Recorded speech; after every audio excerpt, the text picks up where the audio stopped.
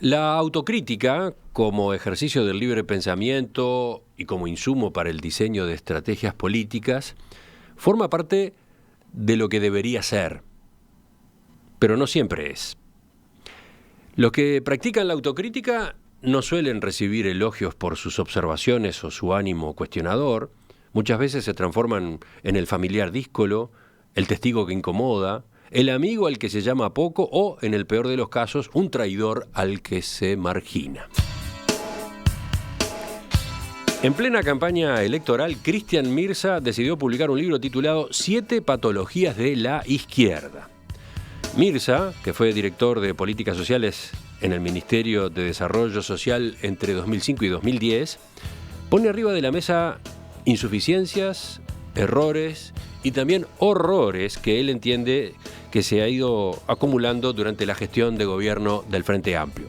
Y en la segunda parte del trabajo plantea ideas para encarar estos problemas y superarlos, incluyendo cómo podrían ser los debates en torno a las soluciones.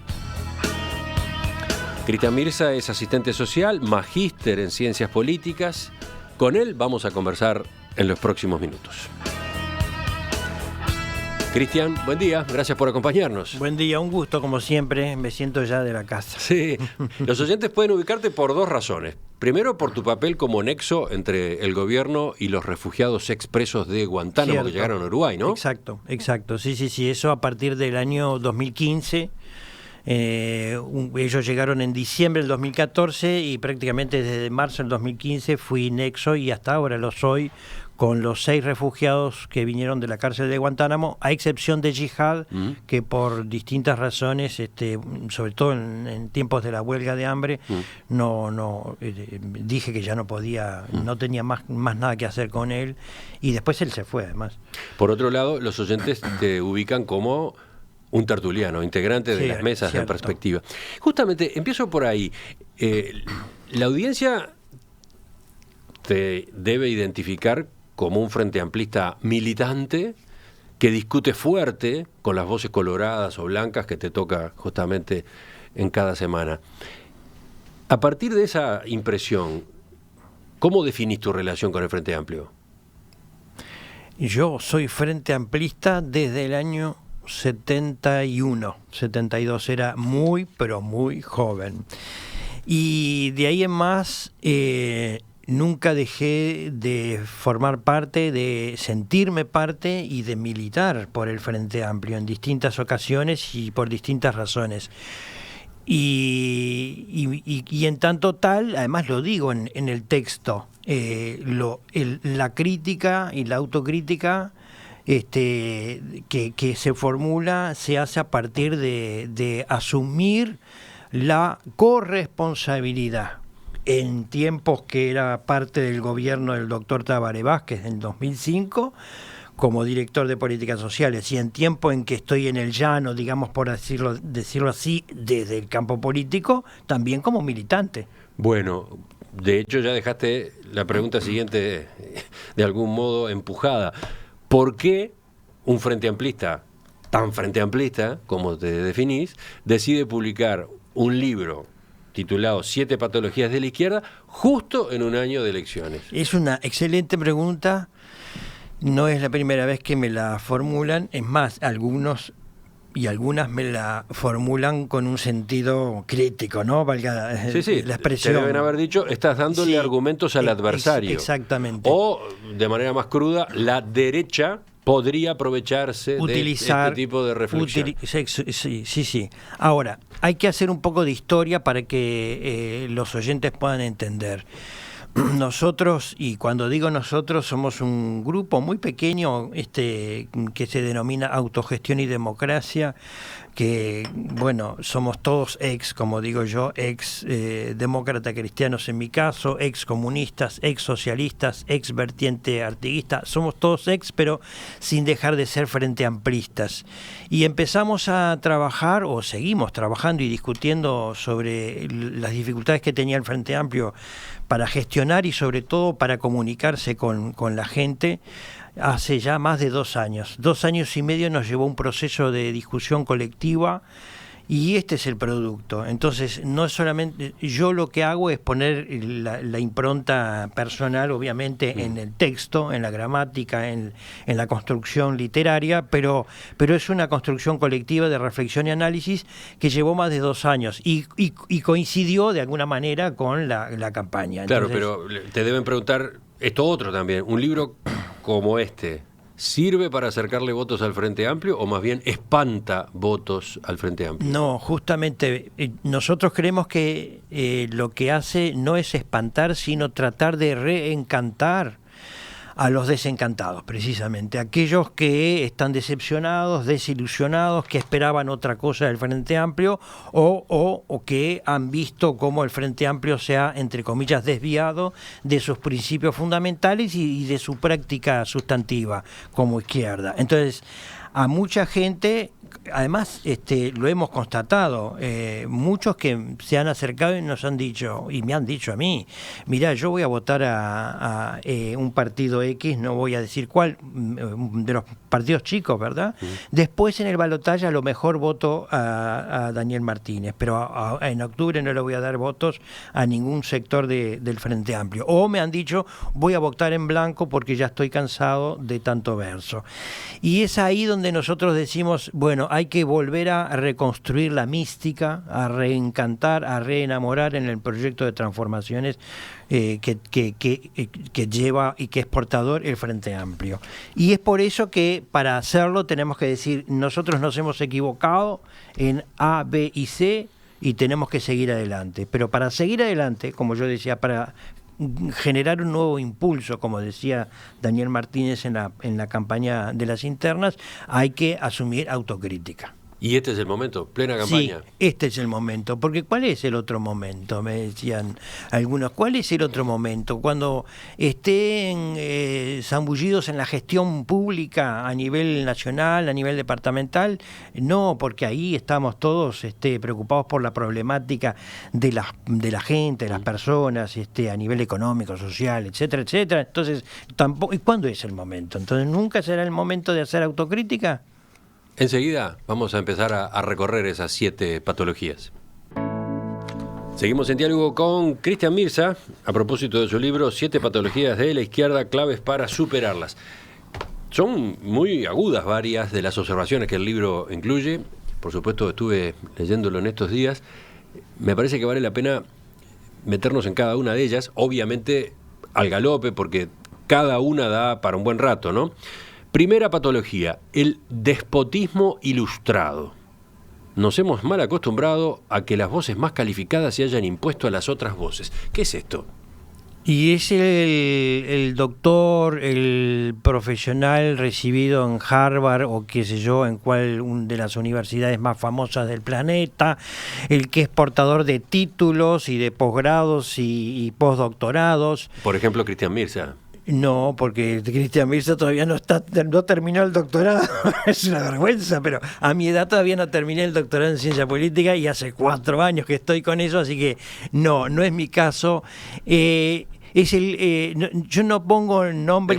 Pero tenés unos cuantos títulos, ¿no te abarca entonces esta plaga? No, porque yo no impongo mis ideas a nadie, ¿no? Porque el tema es ese. Claro, que hay... ese es el tema. Es decir, yo soy portador de conocimientos y expertise y por lo tanto yo te voy a decir a vos cómo hay que andar en economía y cómo se controlan las variables macroeconómicas y cómo hay que hacer para gestionar la seguridad pública. Vos no sabés o vos no tenés mucha idea, vos sos gente del pueblo. ¿Ejemplo? ¿Podrías dar nombres? No. Pero se pueden imaginar, hay mucha gente que enseguida le brotan los nombres y me dicen, sí, ejemplo de despotismo ilustrado, fulanito, y ejemplo de despotismo iletrado, que es la contracara, fulanita bueno. o menganito. Sí. Pasamos ya, de paso, ya estamos avanzando en el segundo. Yo no voy a poner nombre y apellido, después a la audiencia que se imagine y asocie.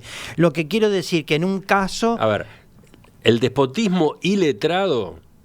Es el que desdeña el conocimiento científico, la formación profesional, el conocimiento universitario, los aportes desde la academia. Y entonces pasan cosas como qué. Y no, yo tengo experiencia de calle, tengo una vida de experiencia, lo que la jerga se dice la universidad de la calle, y no se atiende al conocimiento científico, a lo que aportan los expertos en determinada materia. Entonces acá hay una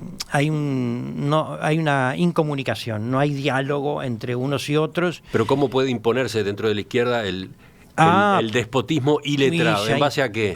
Sin puestos, sí, en base a las figuras, al liderazgo específico que pueda tener uno u otra, en función de cualificaciones en términos de poder. En función de distintas variables se puede imponer a partir del rechazo, no del rechazo, pero sí de la subestimación. A ver, voy a bajar a tierra. Trato de bajar a tierra. No me pongas nombres. Voy a tirar, a ver. ¿Ejemplo de despotismo ilustrado sería Danilo Astori? Algunos me han dicho que sí. Que le surge enseguida y dice, sí, es Astori. ¿Ejemplo de despotismo iletrado podría ser Mujica? Probablemente. Probablemente y digo probablemente porque con todo respeto y cariño que le tengo a ambos, por ejemplo, ¿no? Pero me ha parecido, además, estas reflexiones que están escritas en 108 páginas no son reflexiones teóricas, no son elucubraciones intelectuales detrás de un escritorio, son producto y fruto de una experiencia acumulada en la gestión pública a nivel municipal, a nivel nacional y a nivel regional. Yo estuve en Paraguay también a nivel del Mercosur, así que... ¿En qué periodo estuviste en la Intendencia? Vamos a recordarlo. Estuve 10 años durante los 2 gobiernos de Mariano Arana. En los 10 años que estuvo el intendente Arana estuve con él. ¿Fuiste asesor del intendente? Fui asesor en cooperación internacional y después fui uno de los creadores de la unidad Pymes, que por suerte todavía existe, del Departamento de Desarrollo Económico, etcétera.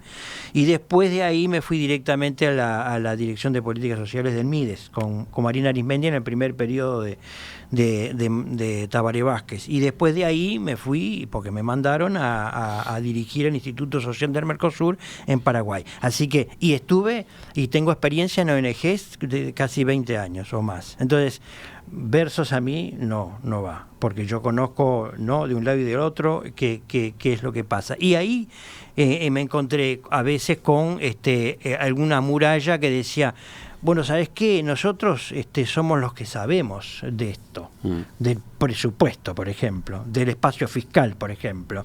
Y entonces no nos vas a venir a decir tú, o cualquier ciudadano que no tenga formación universitaria, cómo deben hacerse las cosas. Y del otro lado, yo ya sé cómo es, no tenés por qué venir a tirarme toda la academia y el conocimiento científico encima. Entonces, ahí hay un problema que cuando esta patología se exacerba, se constituye en despotismo. Es decir, tratar de imponer la opinión, la voz y la capacidad de decidir por encima de los otros. Hasta ahora hemos recorrido nada más que 2 de las 7 patologías. Ya continuamos con el repaso. 7 patologías de la izquierda, crítica desde la autocrítica. Ese es el título del libro escrito por Cristian Mirza, publicado hace pocos días.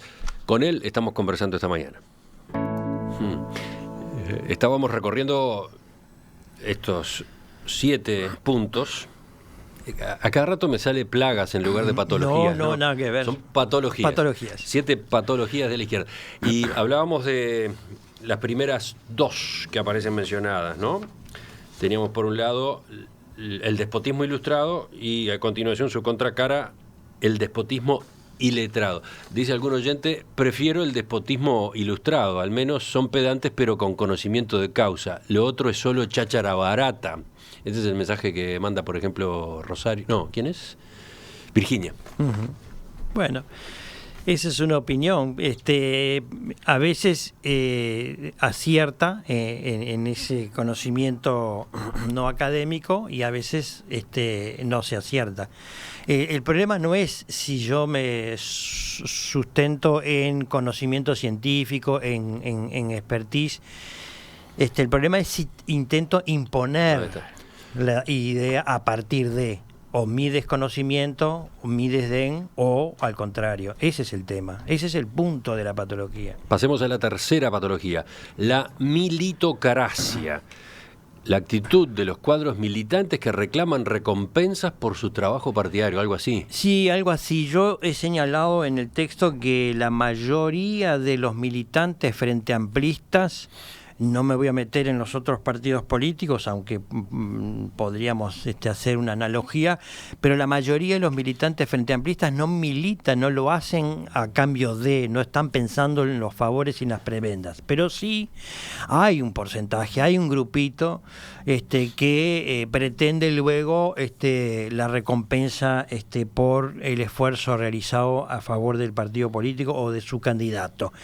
Y luego los vemos en los cargos y los vemos rotando de aquí para allá y esto es una crítica que ha hecho el Frente Amplio a lo largo de toda su historia, que se aproxima a lo que podríamos decir el clientelismo tradicional e histórico y no puede ser. Es inadmisible que el hecho de haber militado nos dé la gracia para tener un cargo, un carguito, una responsabilidad o una prebenda cualquiera. Ahora, da la impresión de que este señalamiento puede ir bastante más allá de las fronteras del Frente Amplio, porque esto que podríamos llamar una transacción entre lo que se invierte y lo que se recibe, ¿no hay allí un cuestionamiento más profundo de la solidaridad?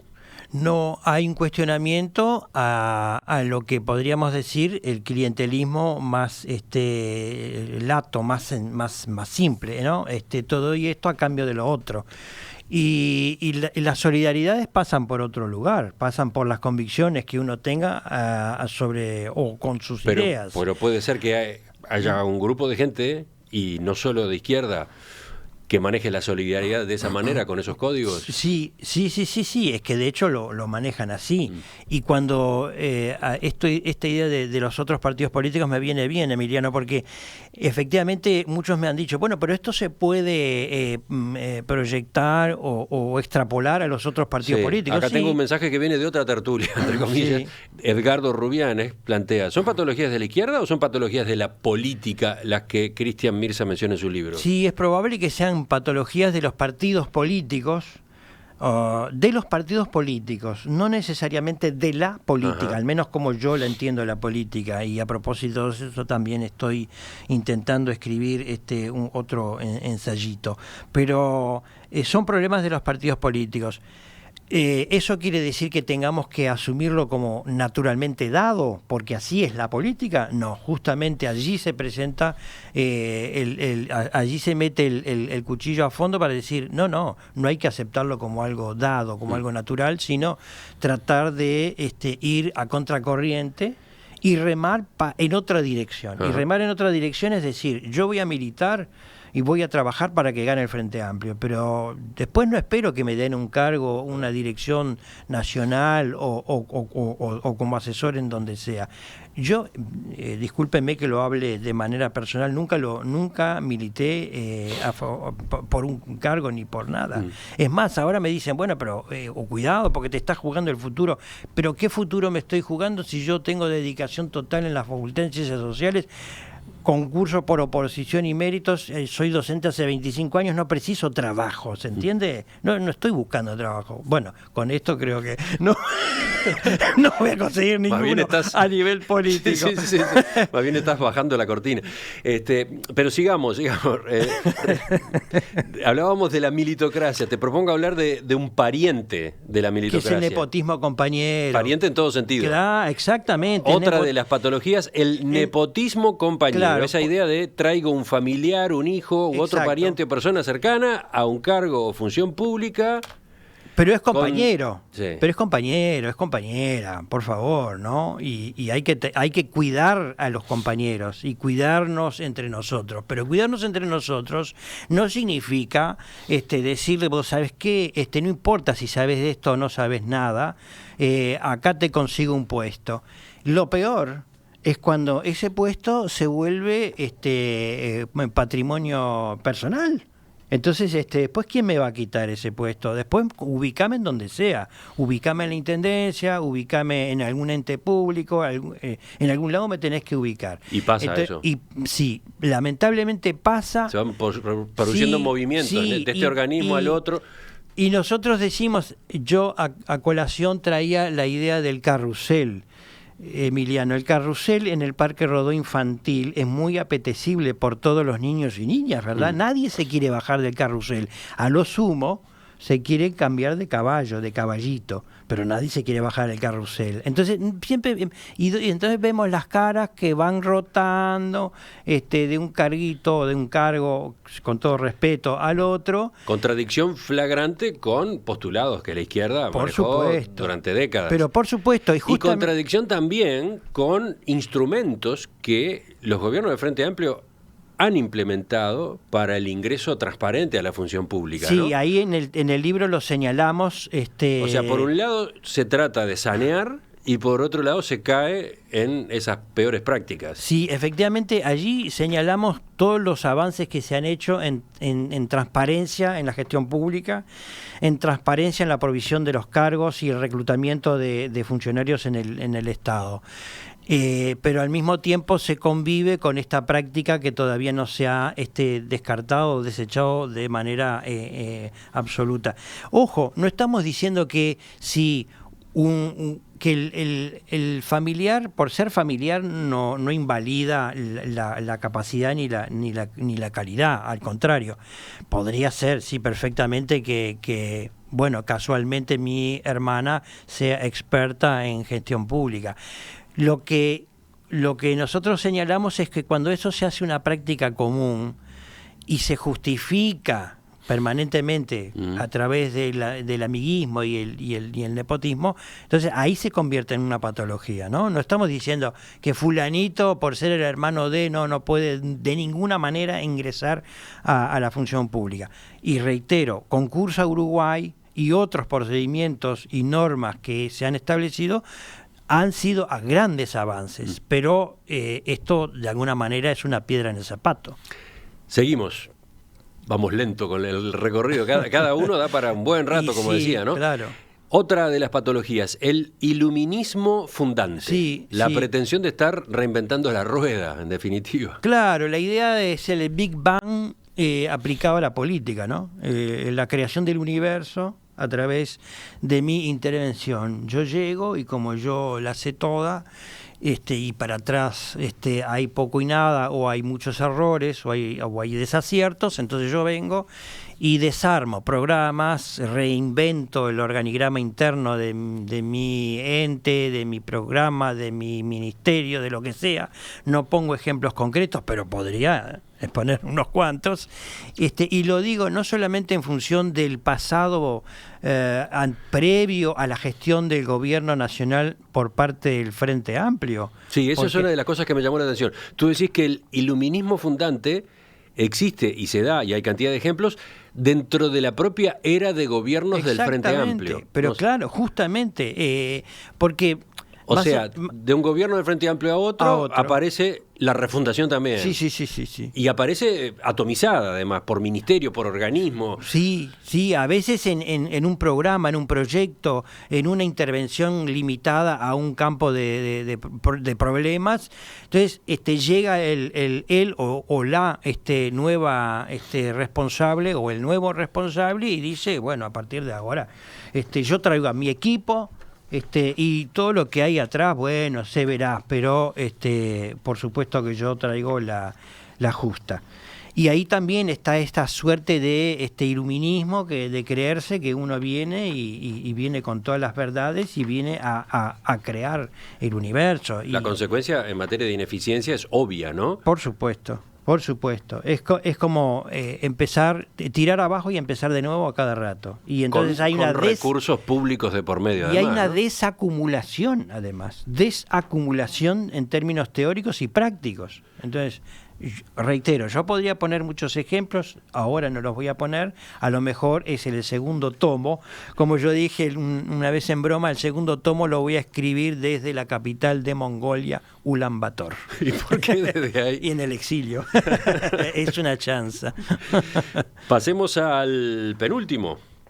El sectarismo secular. Sí, este es un problema que el Frente Amplio arrastra prácticamente desde su creación. La disputa constante por la hegemonía al interior de la fuerza política. Sí, y en tiempos de campaña electoral, en tiempos de disputa por los cargos y puestos en las listas, en las distintas listas, esto se agrava, o por lo menos aparece con más fuerza. Y es esta idea de que mi sector, mi grupo, mi partido o mi fracción, porque el Frente Amplio actúa y es de hecho un partido político, y los distintos agrupamientos son fracciones dentro del partido político, Partido Comunista, Partido Socialista, Asamblea Uruguay, etcétera, etcétera. Pero cada uno cree que realmente es portador de la verdad y su verdad es superior a la otra verdad. Y ese mecanismo es un mecanismo perverso que justamente tiende a ser sectario. Y al tender a ser sectario, lo que hace es, nuevamente imponer por la vía que sea la opinión de ese sector. Tú decís que cuando era oposición, el Frente Amplio tuvo la capacidad de neutralizar los efectos perniciosos del sectarismo en aras de los fines comunes. Pero una vez en el poder, el sectarismo rebrotó bajo formas insospechadas y más virulentas. Sí, ejemplos de legisladores del Frente Amplio, ¿no?, que han incursionado por la vía propia, justamente, yo creo que en muchos casos ha sido producto de ese sectarismo, ¿no?, esa visión tan acotada, que para marcar perfil y para decir yo voy a decir quién soy, pero a contrario sentido de lo que la mayoría ha decidido, entonces voy a votar en contra de este proyecto, y finalmente me termino yendo de mi propio partido, como ha sido más de algún caso.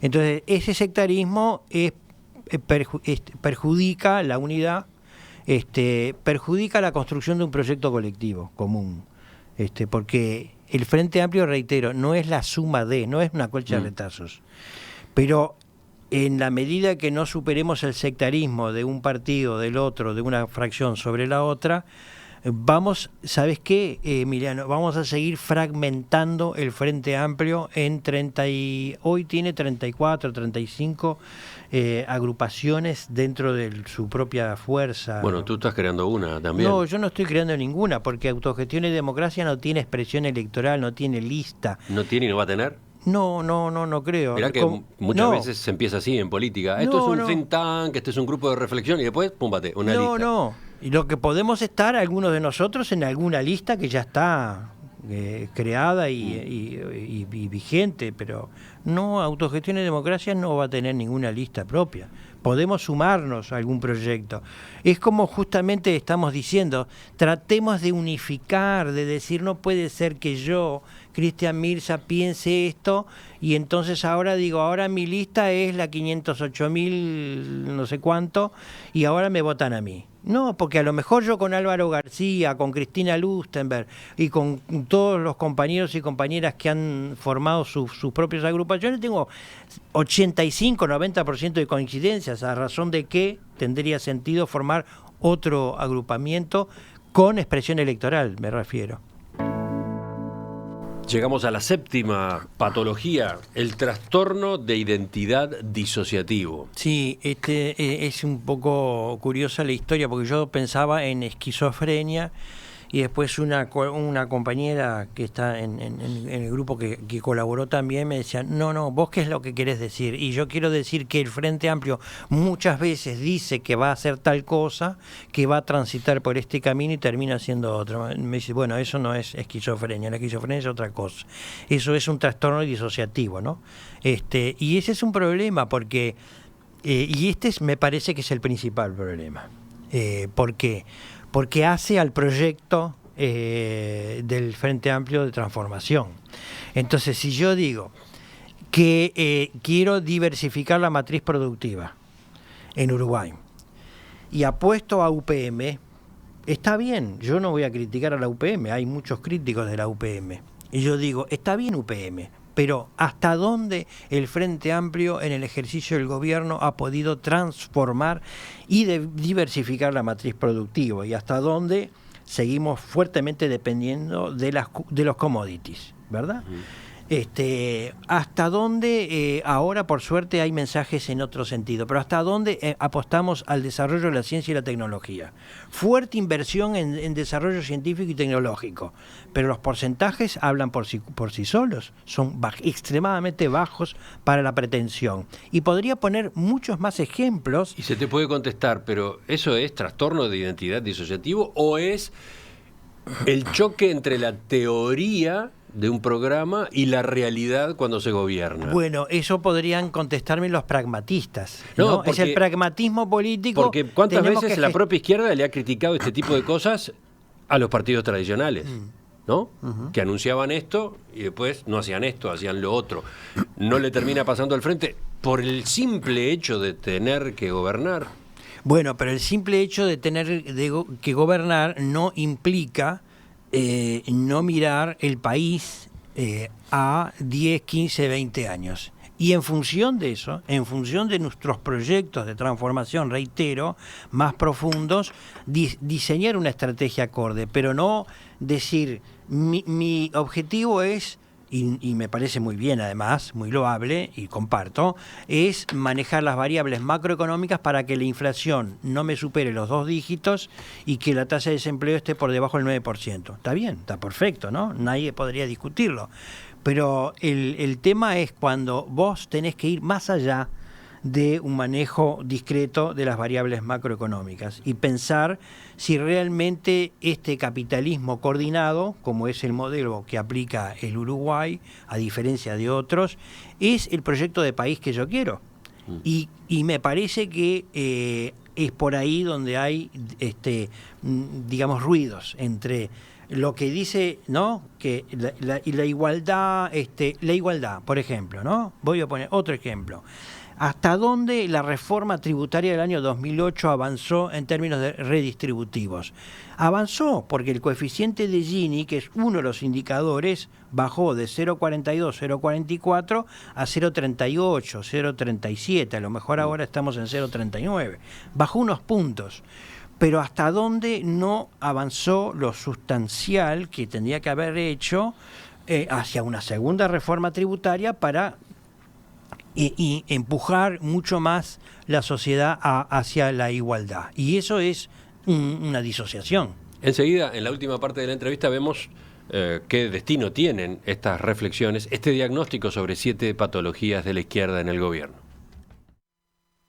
Llegamos a la 7ª patología, el trastorno de identidad disociativo. Sí, es un poco curiosa la historia porque yo pensaba en esquizofrenia y después una compañera que está en el grupo que colaboró también me decía, no, vos qué es lo que querés decir. Y yo quiero decir que el Frente Amplio muchas veces dice que va a hacer tal cosa, que va a transitar por este camino y termina haciendo otro. Me dice, bueno, eso no es esquizofrenia, la esquizofrenia es otra cosa.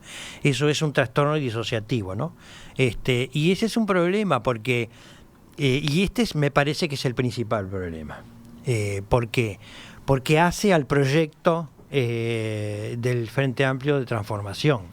Entonces, si yo digo que quiero diversificar la matriz productiva en Uruguay y apuesto a UPM, está bien, yo no voy a criticar a la UPM, hay muchos críticos de la UPM. Y yo digo, está bien UPM, pero ¿hasta dónde el Frente Amplio en el ejercicio del gobierno ha podido transformar y diversificar la matriz productiva? ¿Y hasta dónde seguimos fuertemente dependiendo de los commodities, ¿verdad? ¿Hasta dónde ahora por suerte hay mensajes en otro sentido? Pero ¿hasta dónde apostamos al desarrollo de la ciencia y la tecnología? Fuerte inversión en desarrollo científico y tecnológico, pero los porcentajes hablan por sí solos, son extremadamente bajos para la pretensión. Y podría poner muchos más ejemplos. Y se te puede contestar, pero ¿eso es trastorno de identidad disociativo o es el choque entre la teoría de un programa y la realidad cuando se gobierna. Bueno, eso podrían contestarme los pragmatistas. No, Es el pragmatismo político. Porque ¿cuántas veces la propia izquierda le ha criticado este tipo de cosas a los partidos tradicionales? ¿No? Que anunciaban esto y después no hacían esto, hacían lo otro. No le termina pasando al frente por el simple hecho de tener que gobernar.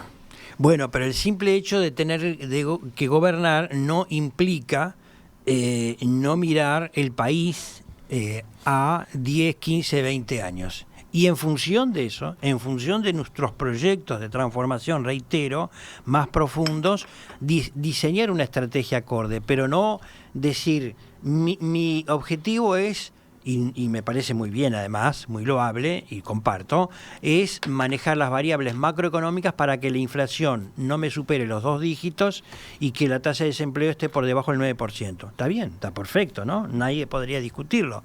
Pero el tema es cuando vos tenés que ir más allá de un manejo discreto de las variables macroeconómicas y pensar si realmente este capitalismo coordinado, como es el modelo que aplica el Uruguay, a diferencia de otros, es el proyecto de país que yo quiero.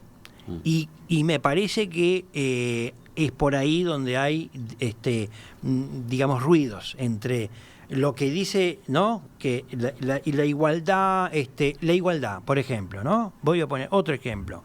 ¿Hasta dónde la reforma tributaria del año 2008 avanzó en términos de redistributivos? Avanzó porque el coeficiente de Gini, que es uno de los indicadores, bajó de 0,42, 0,44 a 0,38, 0,37. A lo mejor ahora estamos en 0,39. Bajó unos puntos. Pero hasta dónde no avanzó lo sustancial que tendría que haber hecho hacia una segunda reforma tributaria para y empujar mucho más la sociedad hacia la igualdad. Y eso es una disociación. Enseguida, en la última parte de la entrevista, vemos qué destino tienen estas reflexiones, este diagnóstico sobre 7 patologías de la izquierda en el gobierno. Entre los oyentes, mucha repercusión de esta entrevista. Las 7 patologías de la izquierda que Cristian Mirza detalla en su libro dan para mucho, para preguntas, para controversia, para críticas, porque también Mirza recibe críticas de algunos de nuestros oyentes. Pero entre las preguntas, elijo esta de Aníbal. No me ha quedado claro si el libro de Mirza comenta sobre las patologías, incluyendo ideas sobre cómo sobrellevarlas. Porque queda muy clara la crítica, pero noté demasiado énfasis en eso y no en cómo se corrige cada punto. Sí, hay una segunda parte del libro que está justamente direccionada a algunas claves. No son soluciones y tampoco van en función de cada una de las patologías, pero sí son claves que la izquierda debería, o por lo menos pensamos nosotros, que tendría que asumir para poder ir superando estos problemas. Vamos a revisar esas claves. Sí, alguna de las claves tiene que ver con justamente la participación ciudadana, ¿verdad? Nosotros decimos que el Frente Amplio en los últimos tiempos ha perdido comunicación, proximidad con la base, con la gente, con la ciudadanía, y uno de los mecanismos que seguramente fortalece la democracia y fortalece obviamente a los partidos políticos es la participación ciudadana. Esa es una de las claves. Sigamos con otra. La otra clave que nosotros decíamos por ahí es la formación de cuadros dirigentes. Esto es una experiencia que el Frente Amplio ha dejado de lado hace muchos años y es realmente sustantivo para una gestión pública y para una militancia política realmente con proyección. Veo que otra de las claves es la ética política.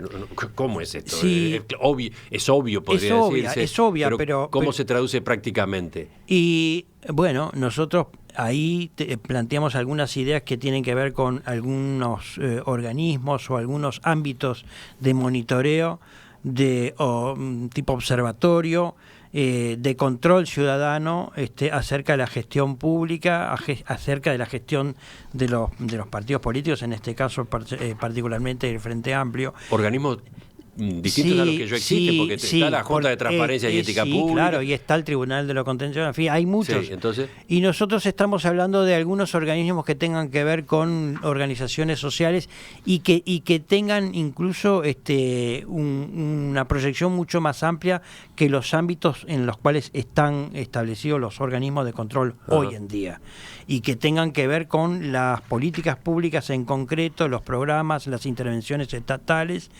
y que no necesariamente sean rentables, que de alguna manera pueda ser rotativo. Hay algunos mecanismos ahí de control ciudadano que están planteados y que hay ejemplos incluso en el mundo entero a ese propósito. De todos modos, tú aclarás en el libro, estas son algunas claves. Algunas claves, por supuesto. Lo que te interesa es que haya discusión. Exactamente.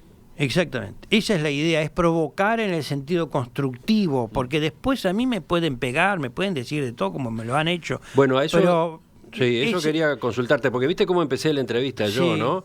Los que practican la autocrítica, Leo, no suelen recibir elogios por sus observaciones o su ánimo cuestionador, se transforman muchas veces en el familiar díscolo, el testigo que incomoda, el amigo al que se llama poco, o en el peor de los casos, un traidor al que se margina. Sí. ¿Qué te ha pasado de todas estas posibilidades? Bueno, de traidor no, jamás. De díscolo sí, muchos me han tratado de díscolo, pero yo prefiero ser díscolo y de libre pensador a ser obsecuente. ¿Sí? Y no me quiero ganar los favores de nadie. Yo lo que quiero y lo que queremos, porque además reitero esta idea del pequeño grupo con el que trabajamos hace muchos años, lo que queremos es seguir transformando el país para bien de toda la gente. ¿Cómo te ha ido entonces? ¿Qué respuesta has tenido? En general muy bien,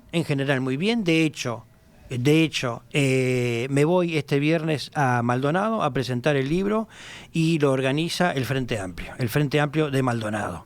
Me voy a la semana siguiente a Salto, el 30, para hacer lo mismo, la presentación del libro, y lo organiza una de las agrupaciones más fuertes y más poderosas del Frente Amplio en Salto. Y de ahí me voy a Rivera a hacer exactamente lo mismo, entre los cuales un compañero del Partido Socialista me ha invitado a hacer, o sea, que la respuesta es muy positiva. Pese a la campaña electoral. Pese a la campaña, o mejor dicho, incrustado en la campaña electoral, aparece este librito que viene no sé, a revolver en los papeles y a desordenar un poco, pero nos viene bien porque tenemos que pensar de cara al futuro. El Frente Amplio va a ganar, eso ya te lo dije varias veces, Emiliano. Lo tenemos anotado y grabado. Sí, va a ganar. El problema es qué vamos a hacer de aquí a 5 años, de aquí a 10 años. Cristian Mirza, asistente social, magíster en Ciencias Políticas. Gracias por acompañarnos esta mañana, esta vez en entrevista. Gracias a ustedes. Volvemos en cualquier momento en una de las mesas. Un gusto.